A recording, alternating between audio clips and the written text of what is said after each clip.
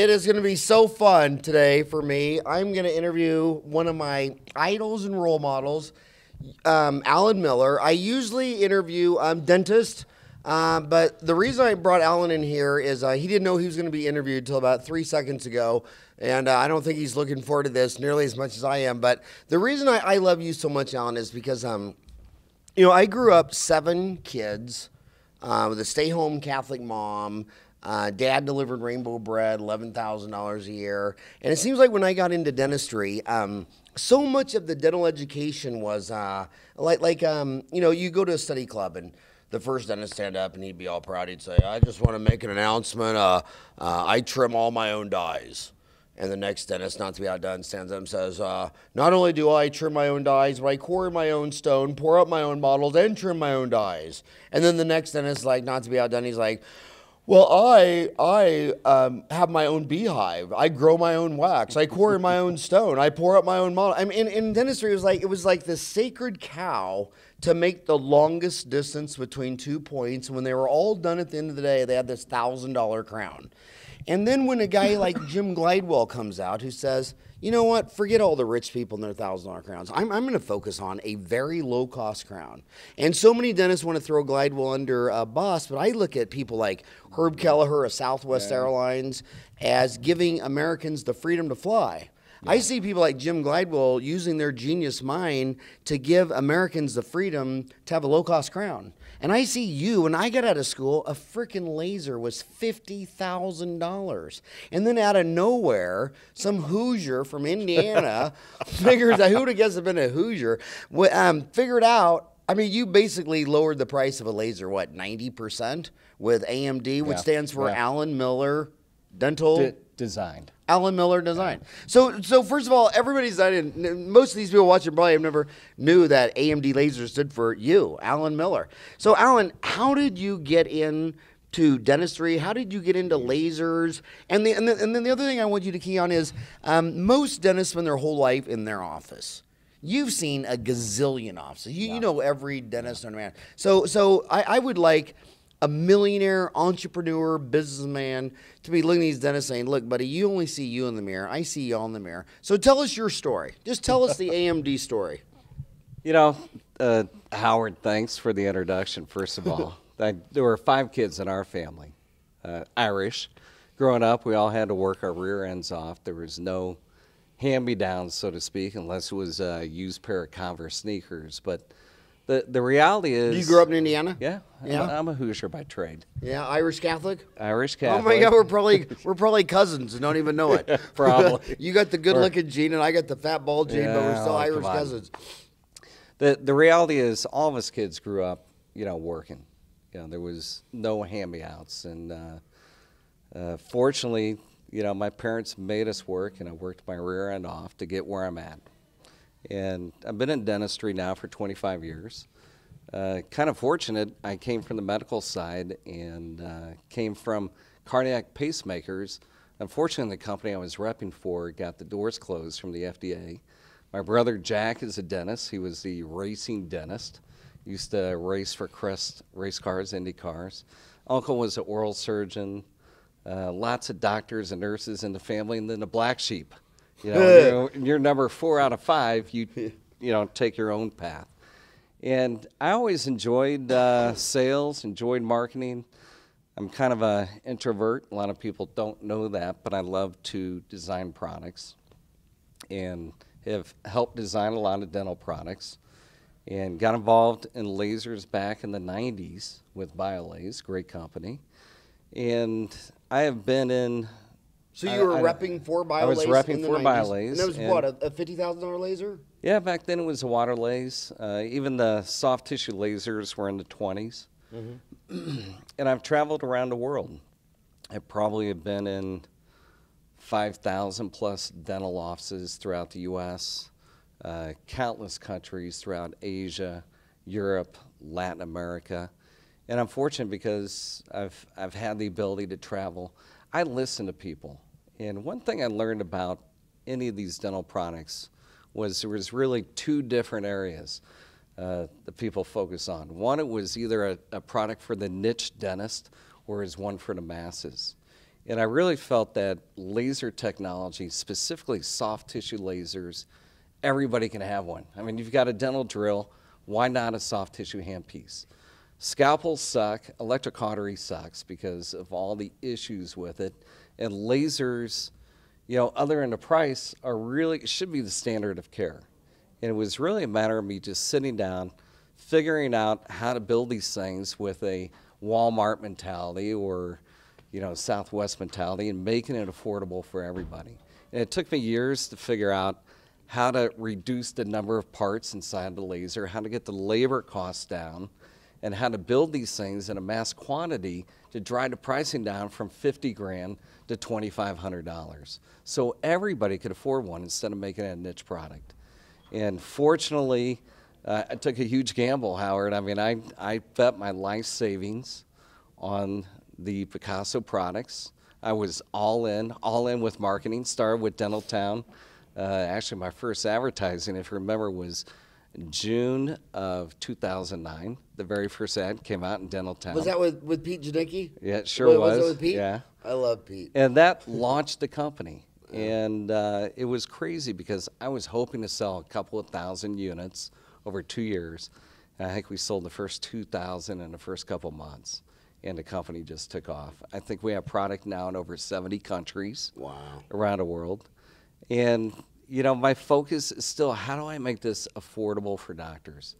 You know, not only the lasers, but making sure that the solution, a soft tissue solution, is there for them. So that's the education, it's the accessories, it's the culture of our company that when they call us, the answer is yes. Whatever we can do for them, we say yes. And, you know, a lot of the laser companies have folded up shop, you know, over the last 5 years.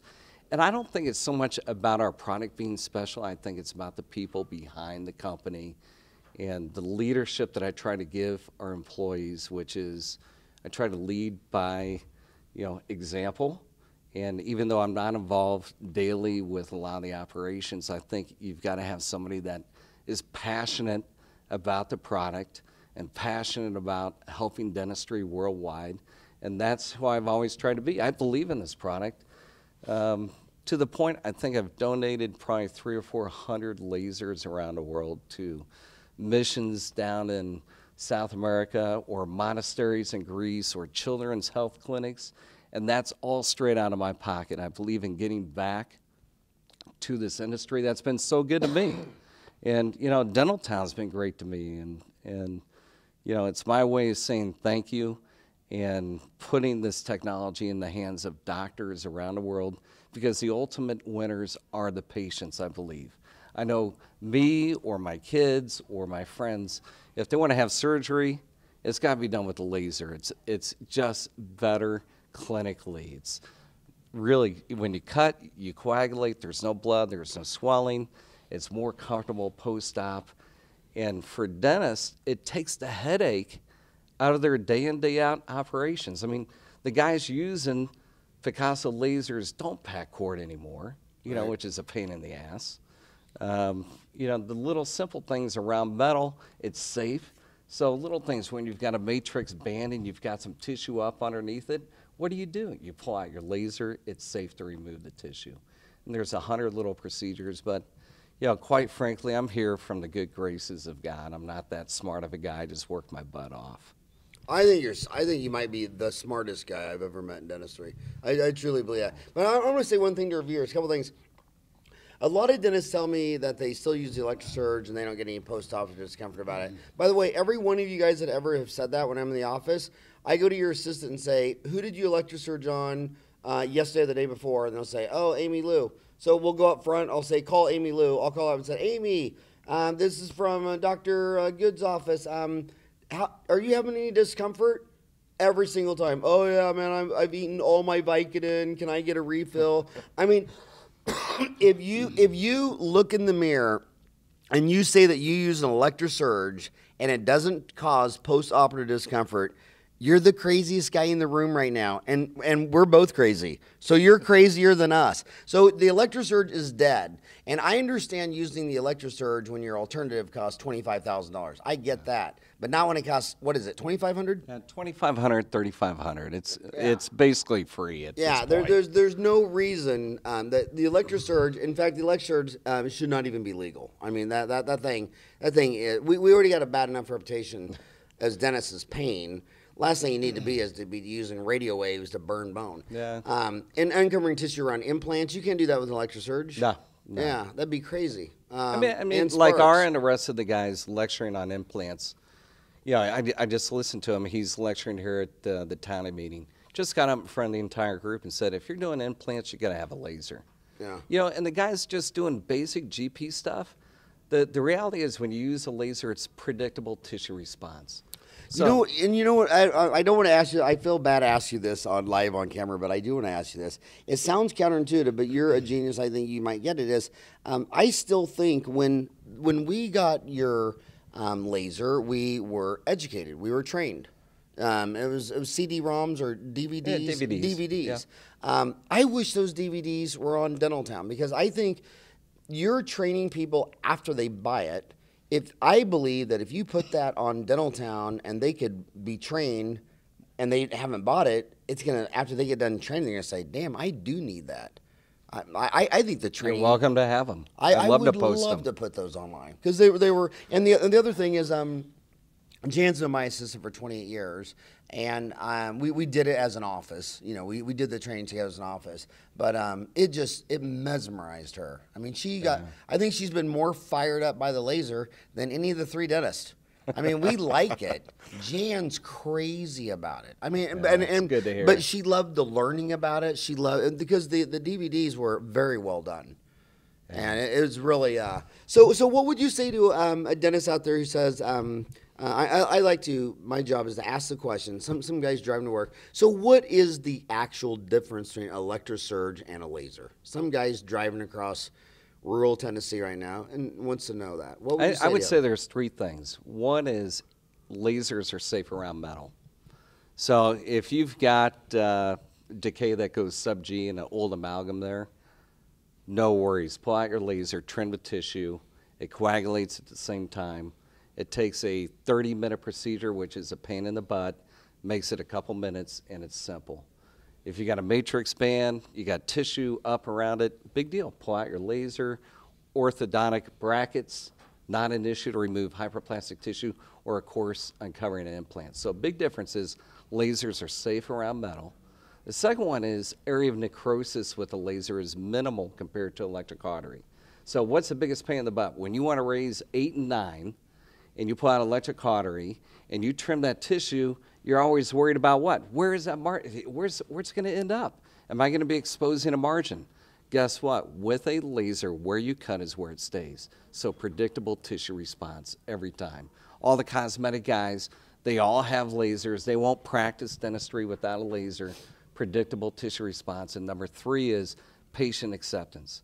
Do you want to put a grounding patch on your patient's thigh or on their back, or do you want to say, hey, here's our laser, it's safe, and we're going to go ahead and do surgery with the laser? I mean, a lot of it is perception, Howard, as you know.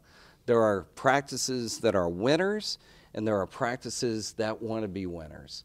And the guys who embrace technology and embrace education, like coming in events like the Townie to learn more, those are the winners. And that's why, you know, I would say the majority of Townies have Picasso lasers already. It's our biggest group of customers at AMD Lasers is Townies. They love education, they embrace technology, and it makes them winners. And everybody else is just kind of following that wave. So, look, electrocautery has had its place, but I know if it's going to be me or my kids or my family and they need a procedure done, I'd rather have a laser, which is a lot more comfortable. So, Alan, I want to go back to the fact that, you know, you've seen 5,000 dentists in 70 different countries. So this is April 17th, and next month, 5,000 kids are going to come out of dental school, and they're all scared. I always tell everybody, you know, there's 2 times you don't sleep. That's the night before dental school starts and the night before it's over, you're like, okay, what's next? So 5,000 kids are going to walk out of a dental school next month. You've seen them all, and you've seen them all for decades. Yeah. What advice would you give those kids? Move back home with your parents. I'm not kidding. You are kidding, or you're not kidding? I'm not kidding. I tell you what, I feel really a lot of pain for new dental guys and gals coming out, because I think the average in debt is what, $400 and some thousand. I mean, to me, that's unbelievable that they're coming out of school. I heard it's $250 to $300. $250 to $300. But you've heard $400. I heard $490 from somebody today. But put that in perspective, because their first divorce will cost $1 million. So on that. So so they're getting out cheap. But what advice would you give these guys who are $250,000 in debt and pre-divorce? I would say get some education on running a business. You know, I think dental school is good for showing you and teaching you how to learn dentistry, but the reality is, if you're going to get involved in either opening your own practice or working for somebody, some good basic business sense has to be put into place. Because I think a lot of guys and gals, when they get out, you know, they want to quickly get their own practice. They want to try to build a practice. And, you know, I think the reality is they need business sense. They need to identify where they want to practice at is the number one thing. Because there's a lot of practices that are located in the big cities that are faltering or have gone bankrupt. And it's crazy to me. Growing up in Indiana, everybody wants to be in Indianapolis or Carmel, Indiana. It's not Carmel, Indiana. It's Carmel, Indiana. And it's saturated with dentists. When you go 20, 30 minutes outside of those areas, there's no dentists and there's tons of population. See, if I was in Indiana, I'd want to go to the birthplace of David Letterman, wherever that was. Muncie, I believe. But first of all, finding locations where you can actually make money. What you're saying is you wouldn't want to leave America and go open up in Somalia or Yemen. No, absolutely not. So if demographics would tell you not to go to Yemen or Somalia, then why are you going to, the downtown San Francisco? Yeah, exactly. And I think that's business sense that is not taught in the dental schools. One is, where do you want to be located? Okay, where do you want to open up your shop? Most people want to be where all the other dentists are, which is crazy. I want to, if I'm a dentist, I want to go to where there's no other dentists and get all the business. And you know the number one comment that pisses me off about my success? They go, yeah, well, you're lucky. You set up in South Phoenix in 1987. Dude, I was born in Wichita, Kansas. I moved 1,000 miles from my home, only to hear the rest of my life, oh, you were lucky. You set up in Phoenix. Yeah, I know that. I wrote the Department of Economic Security, asked where the job growth was, and they sent me a report that from 85 to the year 2000, the United States would create 30 million new jobs, and half of them would be in 5 cities: Boston, Tampa, Phoenix, Orange County, and Silicon Valley. Yeah. So I picked Phoenix. So now I'm lucky because I moved 1,000 miles away from home. So you're saying demographics is important. Look, research and education. Dentists get trained on how to do dentistry. Why not get trained on how to run a business that's going to be profitable? Because the reality is, all these practices I see, there's no golden parachute anymore. It used to be 20 years ago, you could work for 20, 30 years, sell your practice for millions of dollars. It's not like that anymore. So it's all about not how much you make, but it's how much you keep, right? Right. And I don't think a lot of the new dentists coming out of dental school understand that. They have huge debt, and they need to be much more strategic about where they want to place themselves, either by starting a new practice or working for somebody and eventually growing into their own practice. So, Alan, I don't know how old you are, but I assume we're kind of, I'm 52. 36. You're 36? I'm kidding. I'm 50. You're 50? I'm 50. So why do you think it was, Alan, when I was got out of school in 87, if you got out of school and said, you know what, I just want to get some experience for a couple of years. I want to join the Army, Navy, Air Force. They got a lot of continuing education. I had never done an implant, or I want to get beefed up. And all your friends say, oh yeah, go Army, go Navy, go Air Force. But now when a kid walks out in 2015 and says, you know what, I think I just want to go work at like Heartland or Pacific Dental for a couple of years. Just get some experience first, get my feet grounded, they're looking at them like, oh my God, you're working for a corporate dentistry. I mean, so do you think, so I guess my question is, you just told them that they should learn business. They learned how to do a root canal. They just learned some business. But how do you learn business? Does working for corporate dentistry teach you business? Or how do you recommend, is there a book you think they should read? How did you learn business? And how do these dental graduates graduating in a month learn business? You know, I think that's a couple different questions there. I learned business by putting myself around winners. Every company I've been with, I try to associate myself with the guys driving up in the Bentleys, the guys going like this and swinging their arms where everybody else worked. And I ask lots of questions. I mean, the reality is, if you hang around bowlers, you're going to bowl, right? So if you hang around winners, eventually I think you're going to be playing in that space. So these guys and gals coming out of school, I can tell you that if you want to be a winner, you need to be educated. You need to ask questions. There's nothing wrong with the Heartland Dentals and, you know, the big buying groups out there. I really see that as a future because dentistry is tough, and they've got some unique abilities that an individual dentist doesn't. And I think it is a good education for dentists just coming out of school. How can they learn business? They're going to learn that there's more to dentistry than just doing dentistry. It's how to manage people. It's how to get along with people. It's how to manage everything that comes into a practice, whether it's, you know, the materials needed or the equipment needed. It's how to get along with others.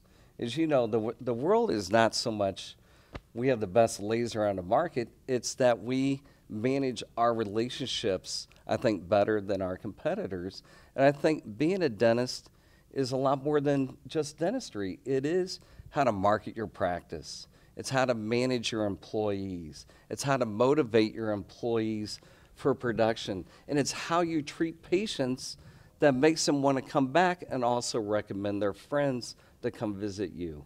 And these are the things that are tough to learn in dental school that are core to success for every good dental practice out there. I mean, you're living proof of that, Howard.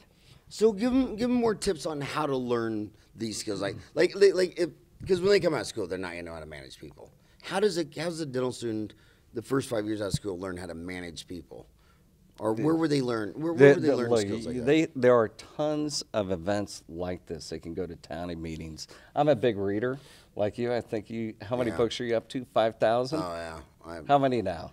Well, I read one a week for my whole life. I mean, my personal library's got 1,000 books in it. Okay, so all leaders are readers. Yeah, love to read, and you know, there's nothing bad that comes out of reading. Getting as much material, whether it's Entrepreneur magazine or Inc. or Fortune or Forbes, you name it, or coming and learning from events like this. But the reality is, eat your pride and ask questions of the peers who are successful.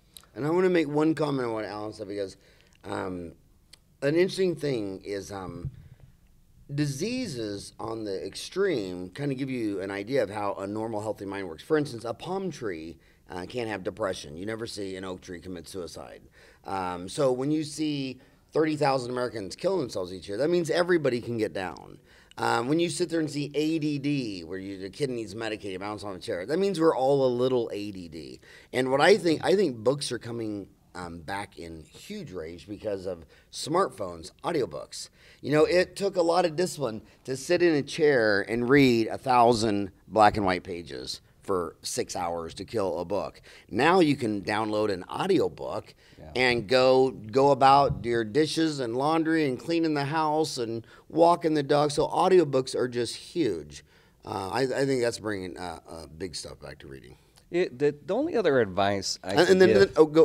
Okay, but I want to say one more thing about what you said, where you exemplify, is Harvard Business Review has done this study several times, every 5 years, last 25 years. You know, they'll go in and they'll say, what do the top 10% performers, what do their CEOs have that the bottom 10% don't?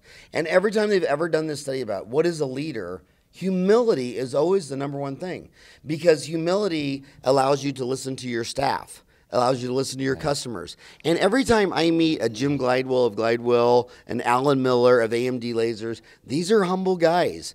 And these are guys, if you walk up and ask them, they're make a religion of availability, they're total humble, and they listen to their customers. And if I ask the American public, describe dentists, physicians, and lawyers. If I said, describe a lawyer, where would the word humble come up on the first? How many words would come out of their mouth before someone said humble? 100, 1,000?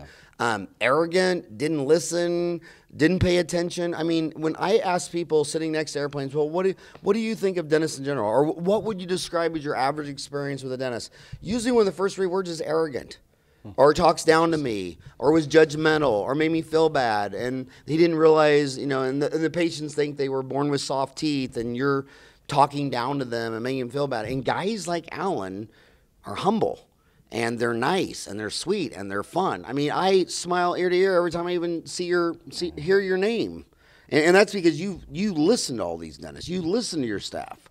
That, and I think like most guys like myself, we all fail. You know, I think that's a common trait. Every business entrepreneur will tell you, Howard, they try, they fail. What sets them different from most people out there is when we fail, we learn from it, and we get back up, and we have a tendency to go like this. We do well, we fail. We do well, we fail. We do well, we fail. We're always learning. We embrace failing because it's a growth for us, and that's the only way that we can learn. So I can tell you, AMD, we don't always bet 1,000. Yeah. You know, there are times that I'll release an accessory or try something. I go, oh my gosh, that was a total flop. But then I go, aha, this is why it wasn't that great. We get smarter, we get stronger, and then we basically adapt and move forward. And I've done that with lots of companies is, you know, you can't always get it right. And I think that's where, you know, being humble comes from is I know I'm not perfect. I know the company's not perfect. We work our asses off and we try, but when we make mistakes, we embrace them. We apologize if necessary. And we say, you know what? Hey, we screwed up. We're going to try harder. We didn't take care of you or something didn't work out. We love you. We're going to try harder. But we learn from it, and that's where our product improvements and our culture from the company comes from. And I think if you look at me or Jim Glidewell, who I have the most respect for in the world, or Fred Joyle or yourself or any successful guys, is we all skin our knees, but we move forward. And for new dentists coming out there into the world, be prepared. You're going to fail, but embrace it. It's a good thing. You're going to get stronger. You're going to learn from it. You're going to learn when your staff, you know, messes up or you have people quit or you got to fire them or whatever happens. You learn from that. And as long as you're learning and moving forward, that's a difference between successful, risk-taking entrepreneurs who kick ass or everybody else. Is risk, you know, don't be risk adverse because you're never going to progress. You wouldn't even have all these wonderful people here if you were scared of risk. But embrace it and embrace failure, but learn from it and move forward. Yeah, our Dentaltown, we've lost $1 million twice, and I think it's hilarious. And because number one, those are 2 mistakes we'll never do again. The oldest Japanese proverb says, "Successful man falls down 7 times, gets up 8." We all fall down. Muhammad Ali says every boxer gets knocked on the mat. It's the champions who get back up. So I think humility is a huge thing. I think when you're young coming out of school, I remember when I hired my first hygienist, got out of school, I was 24. It was in 1987, and I ran an ad for a hygienist, and 7 came. And 6 of them came, and they were young and cute and hot and all that stuff. And back of my mind, was like, never. I don't know what I'm doing. I know you don't know what you're doing. And I kept interviewing until finally this 55-year-old lady walked in. And I was real honest with her. I said, I don't know what I'm doing. I mean, I'm hiring a hygienist. I don't even know the code for a cleaning. How can I bill a cleaning and buy? I don't even know what I'm doing, and I'm not very good on reading x-rays. And she just says, oh, don't worry. She goes, I'll show you everything, and I'll come in and I'll show you the cavities, and you just nod yes. And if you disagree, don't disagree with me in front of the patient. When the patient leaves, we'll talk. So it was that pure humility of getting an older lady who's been doing it for 25 years. And I had the humility to admit I don't know my ass from second base, even though I'm a doctor and you're a hygienist. So yeah, humility is good. So again, you're wildly successful. You're wildly smart. These kids are graduating in a month. Give them more low-hanging fruit on what they could do to be successful 5 years out of school. You've seen so many offices. Think of if you've seen 5,000 offices, what do the 500 most successful offices do more of than the 500 least successful offices? Communicate with their staff and their patients. I mean, to me, it's a huge thing. I'll walk into a practice, Howard, I can tell you in 10 to 30 seconds everything about that practice. I mean, it's scary. You know, the practices kind of fit in a couple different buckets, and you can feel the energy when you walk through the front door of successful versus barely making it. And they're wondering why they're barely making it. It's all about energy, passion, and attitude. It's crazy. And the young dentists coming out of school have got to remember a couple things. The staff is critically important, but they have to manage their staff effectively, which means attitude towards the patients, because without patients, you're screwed, right? And you need happy patients to bring in more patients. So attitude is driven by leadership. And to me, even though you can be young and out of school and fresh and totally green, which is a good thing, because patients and staff will appreciate when you're honest about who you are. As long as you've got that passion, you love dentistry, you love your patients, passion drives success. So to me is, hey, if you spent all these years, you know, in school and you're finally getting out, have passion for what you do, success will follow you. It's so funny how, for you and I mean, it's just an obvious. I mean, and the dentists don't get. I've said to dentists a million times that I've been in all the greats, whether it be, you know, Omar Reed or Larry Rosenthal or Hornbrook or Dixon or whatever. You walk into Omar Reed and he walks into your room with the patient. He's like, Mary, how you doing? And the whole office is energized. And then you walk in the other 80% of dental offices, like going into the post office or the DVD or morgue, and they just and if the hygienist tries to explain something to the dentist, she gets reprimanded because she's not a doctor and she's diagnosing, and you're an assistant, you suction spit. Why did you tell her that she had a crack? Are you a dentist? Are you insane? Why did you? And everybody's just like on pins and needles. It's silent. It's dysfunctional. And it's 4 out of 5 dental offices. And then any dental office you go into, I mean, like getting on board of Southwest Airlines, the employees are alive. Yeah. And then you get on the other airline that's lost money every quarter for the last 10 years and can never find your luggage. And it's you know, it's just attitude. It's all about attitude. Karma. It is. It is. And the patients feel it, and it makes them buy. Yeah. When a real estate agent is showing you a home and she's fired up and she's hot and she pulled up in her pink Mercedes, you buy the house. Yeah. Yep. It comes back to treating people the way you want to be treated. It sounds corny, but I tell you, again, probably 5,000 offices around the world. You can feel the energy in each office when you walk through that front door. It's the way you're greeted, the way the dentist comes out. Do they remember you? Are they actually interested in you? The one thing, I love Southwest, and I love successful companies. And I always, like our salespeople, what I try to teach them is, you ever been on a Southwest flight? Do you know how much fun it is? From before you get on the flight, you're on the flight, but when you get off that flight, every single person that flew with them gets a, thanks for coming, have a great day, and they make you feel like it's genuine. They do that day in, day out, every single person that flies on that plane. That's amazing. And a dental practice has a fraction of patients compared to just one flight. And if a flight attendant can say, thanks for coming, have a great day, you guys are awesome, they're on there singing, they do it over and over and over, why can't a dentist or a hygienist or a front office or an assistant make each patient feel that special.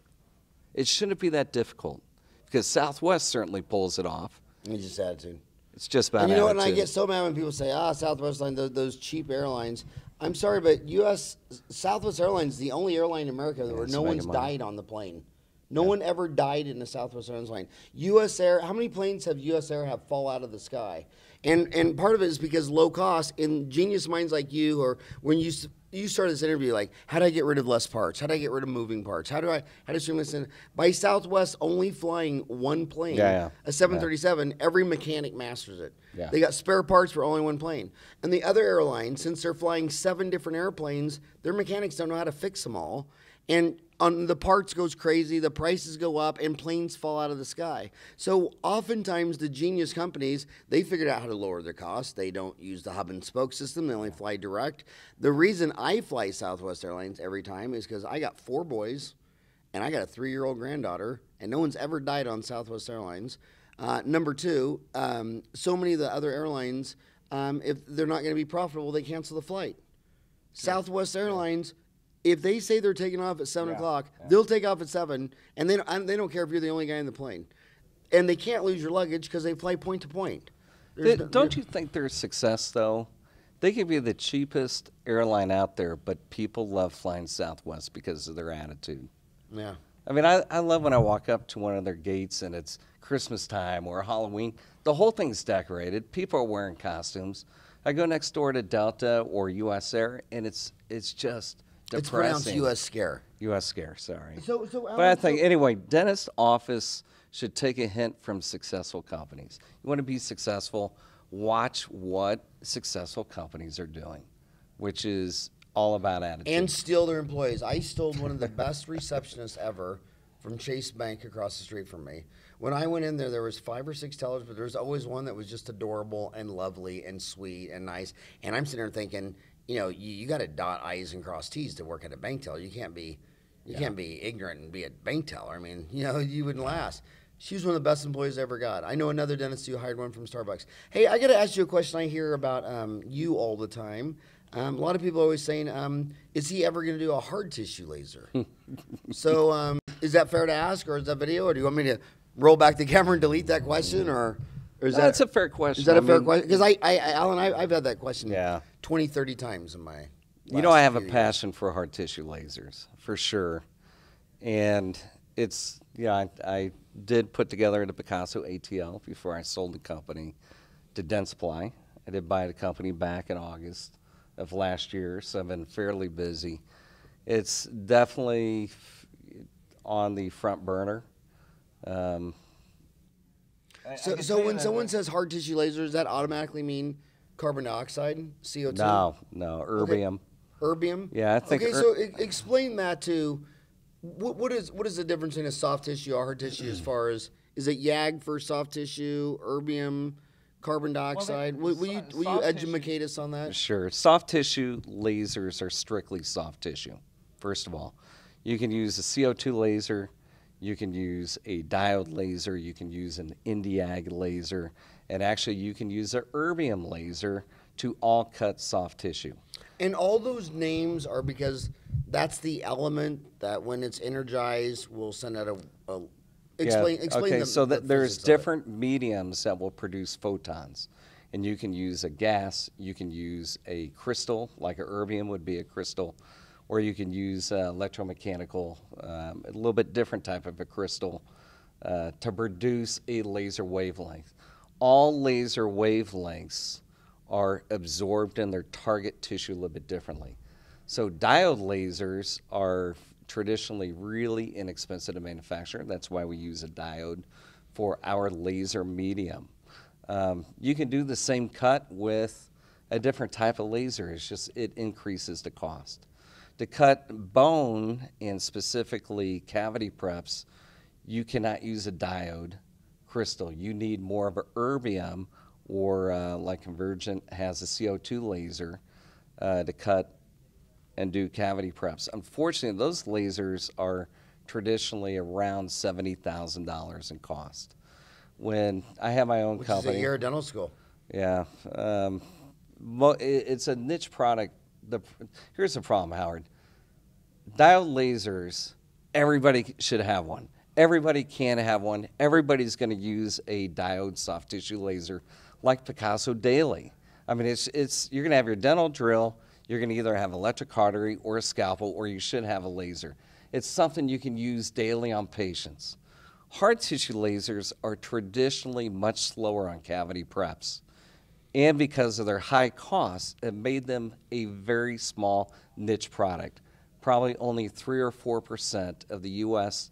dentists even have a hard tissue laser, whereas 45% of the dentists have soft tissue lasers. So it's a niche product. So I like being Walmart. I like being Southwest. I like giving products that everybody can use. Hard tissue lasers are a Nordstrom, or that's your U.S. scare, as you call it. It's because of the high cost, it's never going to be a mainstream product, and that breaks my heart. I'm working on technology to bring the pricing way, way down for hard tissue lasers, but it's still not quite there. And when I release a product, I want something that's bomb-proof, that everybody can afford, and that is marketed and positioned well.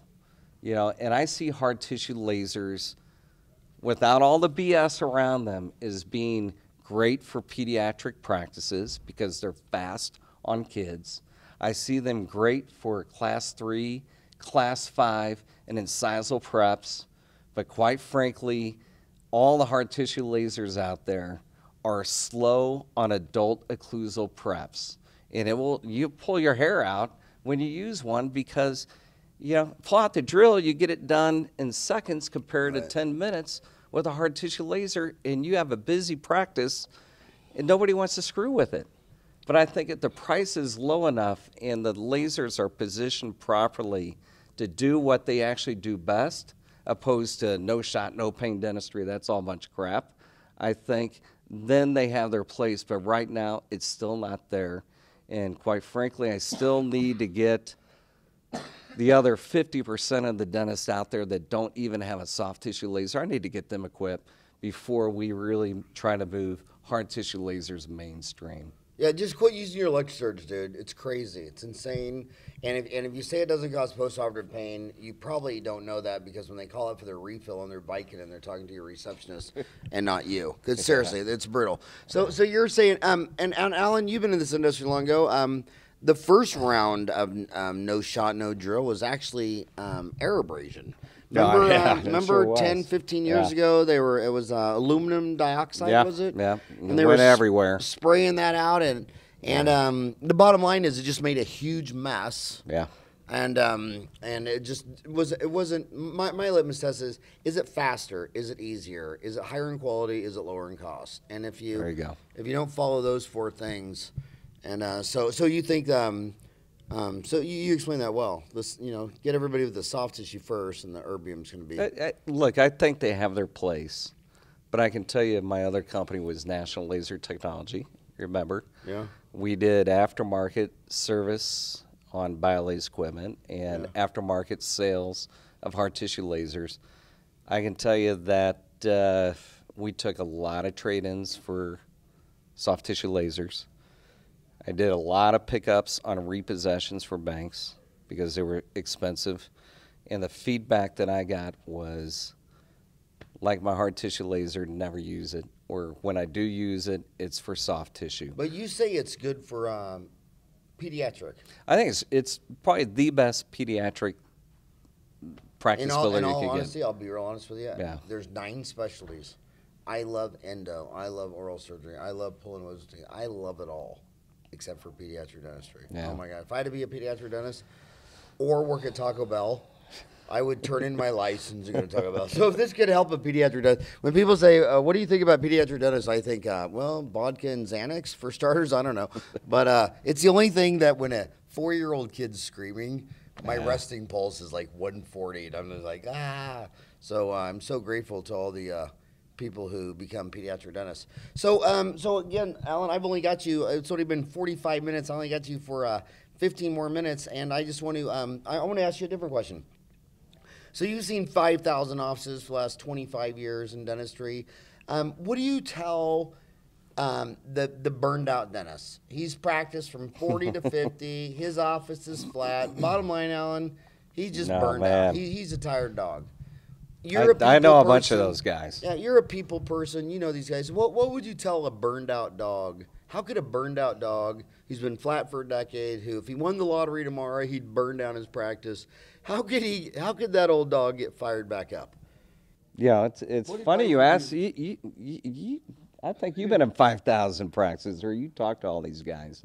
I have some friends who are, lots of friends who are dentists, you included, and you know, it's sad to see some of these practices or these guys who say, I hate doing dentistry. And they're more than burned out. A lot of them have neck problems. They have shoulder problems. They've gone through countless staff members. You know, they've had financial issues or personal issues throughout their career. And it's not a pretty sight. And quite frankly, it can be depressing. And I talk with a lot of these guys, and they're all looking for something to energize, you know, reinvigorate their practice, reinvigorate their passion, because they've lost the passion. And, you know, I can only talk to them as a friend. You know, my advice is from personal experience. As I said, we've all had ups and downs, whether it's business related or personally related. And all I can tell them is, look, life is ups and downs. Your career, you know, your marriage, your family, your friends, you're going to have good points and bad points in your life. And it's how do you handle the low points that defines who you are, right? Everybody loves you when you're on top, right, Howard? Right. But it's when you, at the bottom, Fall down. When you fall down, that's who you know your friends and family really are. And it's how you handle that. So the best advice I can give to anybody is advice I take myself. And that's pray, find out what's really important, and really not to sweat the small stuff, and to expect that some days just suck, right? Yeah. They just do. For no reason, they suck, and it's expected. And you're going to have good days, you're going to have good months, and you're going to have great years. And guess what? You're going to have some shitty days, some shitty months, some shitty years, and just expect it, and expect that it's going to go back up. There are ways to re-energize passion, and that's through education. I see the townies who show up here, man, they're positive, they're fun. I love coming to the Townie Show, and I go to shows around the world, and just got back from IDS in Germany, and yeah, I'm fortunate. I go to Middle East, I go to Latin America, I go to Europe. I'm all over Asia. I've been to Korea and Sidex and you name it. I love coming to the show because the energy is so positive. And I think there's probably some townies that are townies because they were looking for help. And being involved with this kind of positive organization that you know, can help the lows not be so low, and help that passion to keep in there through education is paramount in, you know, a thriving practice and a thriving mind and a thriving heart. And that translates down to the patient. So some advice I can say is pray, expect you're going to have shitty days, and stay involved in the community. Do not isolate yourself that you're the only guy with those problems, because that's all crap. Everybody has the same problems. You know, anybody that says, I'm burned out, oh, woe is me, I'm the only guy that's burned out, guess what? Probably the neighbor down the street, you know, who's the mailman feels the same way, and the dentist next door feels the same way, and you're not alone. And sometimes just knowing you're not alone and where to get help is a great thing. Stay involved in the dental community. Get on the message boards. I love. I've been a member for I don't know how long, but get help from your colleagues. If you're feeling sad, you're feeling alone, you're feeling burned out, you're feeling like the passion is gone, ask, get on the message boards and ask for help. And it's amazing how many townies are out there that want to help each other. I mean, that's what you built an amazing organization. And yeah, I can only thank you for inviting me here, but quite frankly, Howard, you're a hero of mine. Well, thanks. I think one of the most powerful things you said is how counterintuitive success are, because when you think you're having this problem, you know, you're getting sued because your root canal was horrible, or you're getting divorced, or you're getting this, or depression, or whatever. But everybody thinks it's all them, so they keep it secret. And the two biggest problems we've had in history is lack of transparency among governments, lack of checks and balance among governments. And so you're hardwired not to be transparent. And when a dentist gets on Dentaltown and just says, man, I really, really effed up. Look at this root canal. And I just got a letter from a lawyer. It's going to the board. And I feel like I want to throw up. And then everybody's private messaging him and talking to him. And they all run to the side. And a lot of times a dentist will have a situation where they'll say, you know, I got 2 practices I want to buy. I'm not getting business. And they'll be counterintuitive, and they'll be transparent. And they'll say, here's the 2 options. Yeah. What should I do? And then everybody runs to their side. And the reason this meeting is cool is because you can go to a big meeting like the IDS, and an expert at 30,000 people would say, oh, Howard's having fun because he's at a meeting with 100,000 dentists. But you just walk around feeling alone. Yeah. And then you come to a townie meeting, there might only be 1,000 dentists, 1/100th the size, but everybody knows everybody from the board. So it's like a big fraternity family party. And so it's so I always think that when I look at Dentaltown and I keep seeing where, you know, 5% of the people do 85% of the posting, yet the lurkers are on there all day, every day for decades and never posted. Dude, quit lurking. And, you know, it reminds me of what my dad told me. My dad said I said to him, I must have been feeling embarrassed or shy or whatever, because he said, Howard, he goes, this morning, 3.5 billion people woke up, and not one of them was thinking about you. So, you know, don't be afraid what anybody thinks about you, because no one thinks about you. So if you freaking want anything, go to the top of the mountain and yell it as loud as you want, and don't worry about what anybody's thinking about you, because no one is thinking about you. And you have to tell people what you want and tell them that you're over here and you need help, you need a problem, you got something to sell. He'd always say, get out there and act like you're running for mayor. So now I got you for only 5 more minutes. So in the 5-minute close, give these graduates that come out next month, and the dentists have been flat for last 10 years. I only got you for 3 more minutes. Take the close. Give them some advice to take their office, make a good transition out of dental school and go forward, or take their practice up to the next level. I guess my closing words would be have faith, have passion, follow your passion, you'll be successful. Surround yourself with winners, ask questions, and communicate with the community. Get involved with Dentaltown. I mean, I see the winners here. If you want to be a winner, get involved. You're not alone. There's lots of help. And many thanks to Dr. Howard Farran, his amazing staff, and for making dentistry better. And thanks for doing this for me. I just grabbed you off the street. You've been my idol for 25 years, buddy. I love you to death. Thanks for giving me an hour of your time, Alan. Thank you, Howard. All right, bye-bye.